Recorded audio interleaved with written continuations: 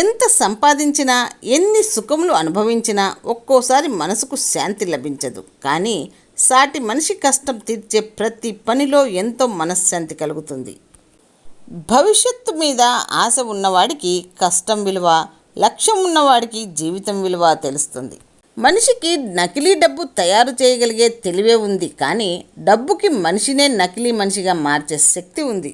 దేవుడు నిర్ణయించిన సమయం రాకముందు నిన్ను ఎవడూ చంపలేడు. దేవుని టైం వచ్చాక నిన్ను ఎవరూ బ్రతికించలేరు. ఈ భూమిపై ఏ వ్యక్తికి, ఏ అంధకార శక్తికి భయపడవలసిన అవసరం లేనే లేదు. కథలో మార్పు కావాలి అంటే ఖచ్చితంగా పేజీ తిప్పాల్సిందే. అది పుస్తకంలో అయినా, జీవితంలో అయినా. అరచేతిలో ఉన్నది వదిలేసి ఆకాశంలో చందమామ కోసం చూడకు. చదివిన ప్రతి అక్షరం ఏదో ఒక చోట ఉపయోగపడుతుంది. అలాగే నువ్వు చేసిన మంచి కూడా సమయం వచ్చినప్పుడు బయటపడుతుంది. మన మాట వలన కింద ఉన్నవారు శిఖరం మీదకి చేరుకోవాలి, అంతేకాని జారి పడిపోకూడదు. చేయగలిగితే సాయం చేయడం, లేదు అంటే చూడడం మిత్రమా. చదువుకొని నేర్చుకున్న అక్షరం, కష్టపడి నేర్చుకున్న పని జీవితంలో ఎప్పటికైనా నిన్ను ఉన్నత స్థాయికి చేరుస్తాయి. మన చేతిలో ఇన్కమ్ ఉన్నప్పుడే సమాజం మనకు వెల్కమ్ చెప్తుంది, తెలుసుకో. నాకు అందరూ ఉన్నారు అనే అబద్ధంతో బ్రతకడం కంటే నాకు ఎవరూ లేరు అనే నిజంతో బ్రతకడం ఎంతో ఉత్తమం. నీ తలరాత బాగుంటే పులి కూడా నిన్ను నాకి వదిలేస్తుంది. నీ తలరాత బాగుండని రోజు దారిన పోతున్న గొర్రె కూడా నిన్ను కొమ్ములతో పొడిచి చంపేస్తుంది. 5 ఏళ్ల వయస్సులో పేదరికంలో ఉంటే అది నీ తప్పు కాదు. 28 ఏళ్ల వయసులో పేదరికంలో ఉంటే అది ఖచ్చితంగా నీ తప్పే. బలమైన మెదడు గొప్పగా ఆలోచిస్తుంది. దృఢమైన హృదయం నీతిగా జీవిస్తుంది. రంగులు మార్చే గుణం ఉన్న మనుషుల గురించి తొందరపడి నిర్ణయాలు తీసుకోకూడదు. అది మంచి అయినా చెడు అయినా. మోసపోయినా పర్వాలేదు, కానీ మోసం చేయడం చాలా పెద్ద తప్పు. మోసపోయినప్పుడు నీకు అనుభవం వస్తుంది. అదే మోసం చేస్తే దానికి ఏదో ఒక రూపంలో శిక్ష తప్పకుండా పడుతుంది. పైకి ఎవరైనా బాగానే మాట్లాడతారు, అసలు కథ లోపల ఉంటుంది. ఎంత గొప్ప స్థానానికి చేరినా సరే విద్యార్థిగా ఉండు. అది నిన్ను నీవు ఉన్న స్థాయి నుంచి ఉన్నత స్థానానికి తీసుకెళ్తుంది.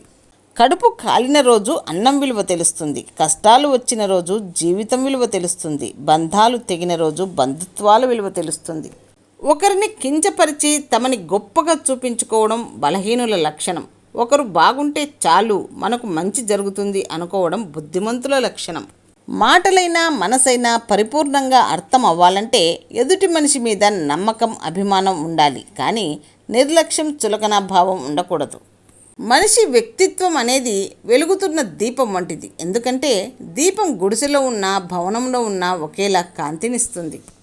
జీవితం అనే నాటక రంగంలో మనిషికి స్వార్థం పెరిగింది. పైకి మాట్లాడేది ఒకటి, లోపల ఉండేది ఒకటి. సంతోషంగా ఉండే వ్యక్తులంటే ఎక్కువ పొందేవాళ్ళు కాదు, ఇతరులకు ఎక్కువగా ఇచ్చేవాళ్ళు.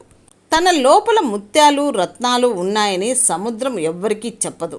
సమయం వచ్చినప్పుడు అలల రూపంలో అవే ఒడ్డుకు చేరుతాయి. అలాగే మనము మంచోళ్ళు, గొప్పోళ్ళమని ఎవరికి నిరూపించుకోవాల్సిన అవసరం లేదు.